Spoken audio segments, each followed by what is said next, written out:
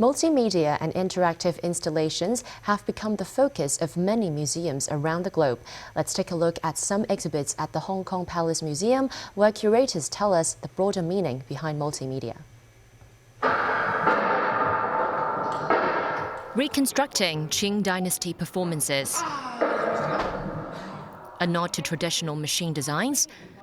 These are just some of the multimedia works at the Hong Kong Palace Museum. Museum a little bit like dinosaur, right?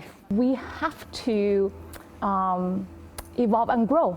Otherwise, museums will become dinosaurs. So we need to learn more about technology.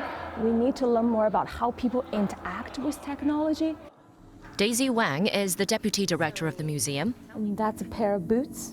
A law graduate herself, she decided to pursue a career in art and history, a work, she said, that's given her so much power to imagine. What is an object? What is your relationship with an object? But the road to interactivity is never easy, like the making of this calligraphy station.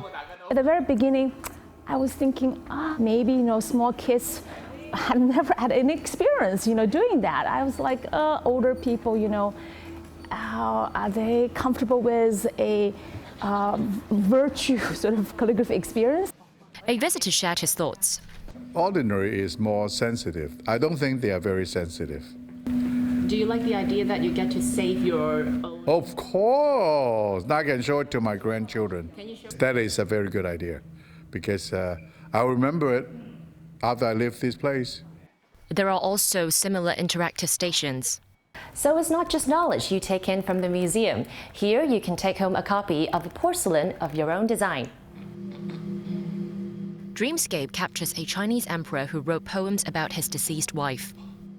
What I created was a kind of communal bed. You lie down on the couch and you look up to the ceiling and you watch the unfolding of this dream sequence. It connects a little bit to traditions of, for instance, Baroque ceiling painting, where you have, angels flying around and visions of the heavens.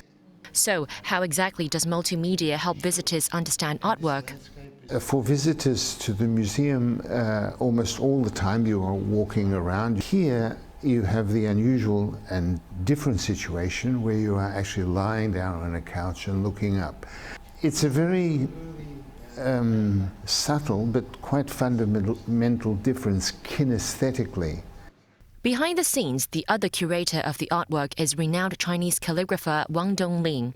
As he wrote the characters on a piece of translucent paper, a video camera was used to record the brushstrokes.